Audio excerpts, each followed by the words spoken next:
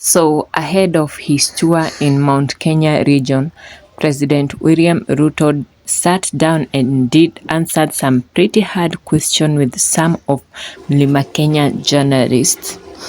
And he really damned Gachagua in his interview. He made some very damning allegations that could really sway the Mlima Kenyan voters away from him and also bring them back. Like one of the allegation was that Gachagua demanded a bribe of 10 billion Kenyan shillings. You imagine in this economy, 10 billion Kenyan shillings, so that Gachagua can speak to the people of Mlima Kenya and so that they can support William Ruto and his agenda come 2027. He also said that he had no hand in the removal or the impeachment of Rigathi Gachagua, that Gachagua tailored his impeachment by involving himself in small beefs with even mere bloggers like Dennis Intumbi, and also threatening and telling the MPs to kneel and ask for forgiveness. This was really shocking. Being that Gachagua is seen as a truthful man, this could really sway the votes against him. For a while now, the people really wanted to hear what Gachagua had to say for himself, since he used to say he's the spokesman of the people, and then come to find out that he demanded for a bribe of 10 billion Kenyan shillings. That really would swing the people's vote. So Gachagua yesterday did a tell it all interview at KTN, and my oh my, did he spill the beans. One person said that impeaching Gachagua was the worst mistake that President Ruto did to his administration, because Gachagua was in the group chat. He knew all the plans, everything that Ruto was doing, Gachagua knew. Also, in his interview, Ruto alleged that the work of the deputy was to go to media houses and defend the projects of the government, but not at one point did Gachagua defend any project like the housing levy. Never. He never went to the media to defend the government policies. Gachagua took this in, man. He really took it in.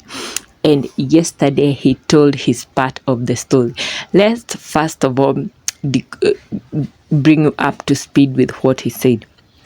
First, he said that the 10 billion shillings is a well-fabricated lie to tarnish his political career and ruin his name in Mlima Kenya, and also bury him in the political area.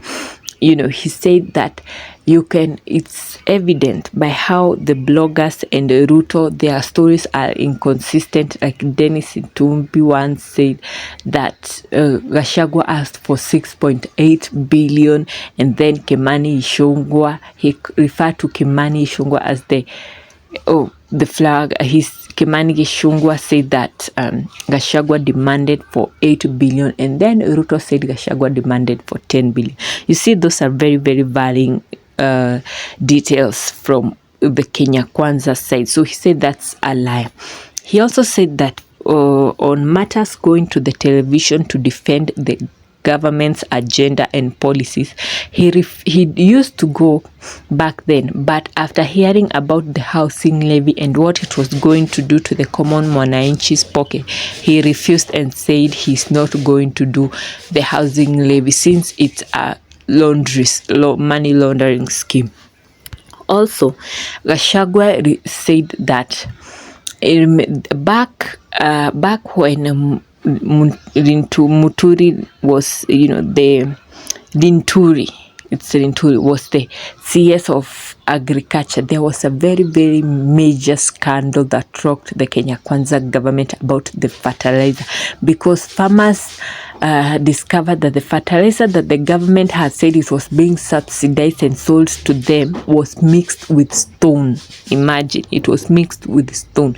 They really complained, and this became such a name tarnishing for the Kenya Kwanza government to an extent that Linturi was fired.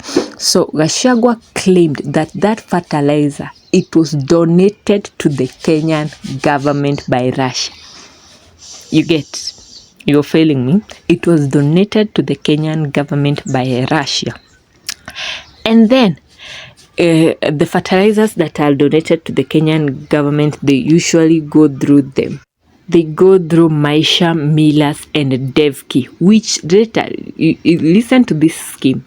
It's Russia donates the fertilizer to the Kenyan government, which is received by Maisha, Millers, and Devki, which then sells the free donated fertilizer to the Kenyan government, which now the Kenyan government starts selling to the Mwananchi at a subsidized price. But remember, this fertilizer was meant to be free and also sold the Maisha, Millers, and Devki sold it to the government. This is economic sabotage at its best.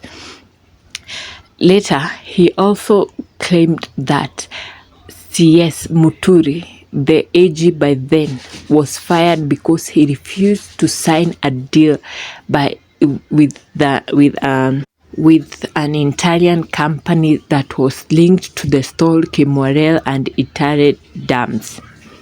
He also alleged that the climate change agenda, the one that President Ruto was really pushing for the Kenyan Republic to even plant trees, to have a tree planting day, was actually a money laundering cover-up scheme.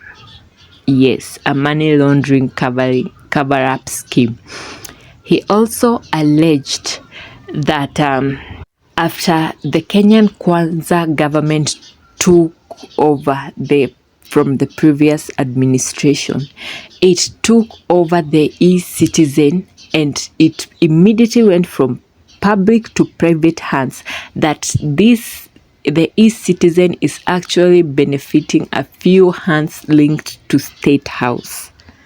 These were really damning allegations. Someone in Twitter said that Rigathi is trading in uncharted water, and the page or the chapter that he has started, the war that he's starting, he will not be able to finish it.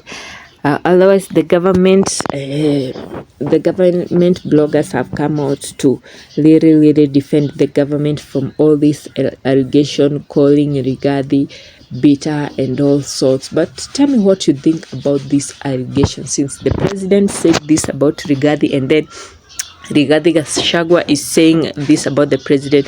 And what makes matter interesting in Gachagua's case is that he had recorded some files, he had some phone calls, conversation, and he also said something interesting. He said during his impeachment, if he had really asked for 10 billion Kenyan shillings so that he can make President Ruto's agenda in Mlima Kenya, this would have been highly highlighted during his impeachment.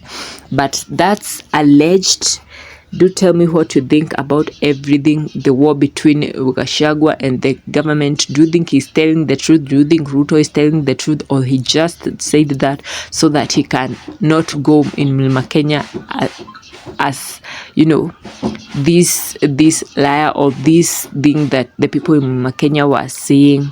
Tell me what you think about the interview, both of them in general. I'll do my best to read your comment, and if you're new, hit the subscribe button, link the notification bell, and see you. Bye.